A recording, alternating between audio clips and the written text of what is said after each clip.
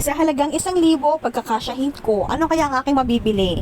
So, ito nga po, Sabado morning, pumunta kami ng Baras Palengke para mamili ng ulam na kakasya sa halagang 1,000. So, andito nga pala ako sa pwesto na to ni Manong o ni Tatay. Itong area na to, dito yung maraming pumupunta talaga. Maraming suki si Tatay kumpara dun sa ibang katabi niya. Siguro kasi mura, talagang fresh.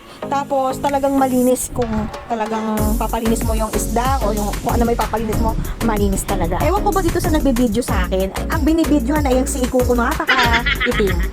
Talikod talaga, no? Nakatalikod talaga ako. Pwede naman silang pumunta sa bandang gilid. Ayaw mo na ako paharapin sa camera.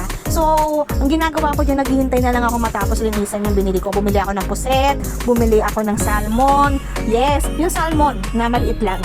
Tapos bumili din ako ng tahong, tsaka ng tilapia. So, ang total na nagastos ko ay 475 pesos. So, nakailang ulam na ako, 4.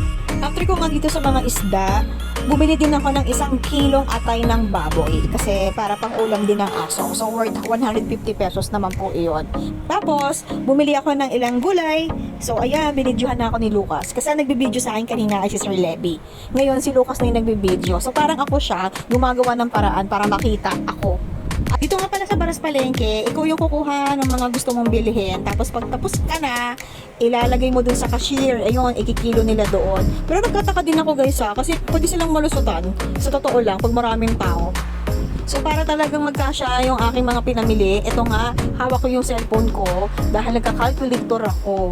So ang halaga ng aking nabili dito ay nasa 199 pesos. Mga basic lang naman. 475 plus 199 is equal to 674 pesos na ang aking nagastos. So medyo malaki-laki pa ang aking sukli. Ngayon wala akong stock ng mangga. So bibili ako ng mangga para sa big sushi ko naman.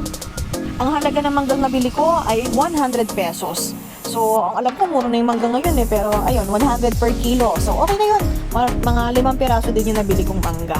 Siyempre, nagutom din tayo kasi nga breakfast time to eh. So, ayan, dyan lang muna kami sa turo-turo. Halagang 50 pesos. So, sa 1,000 pesos, meron pa pala akong naging sukle.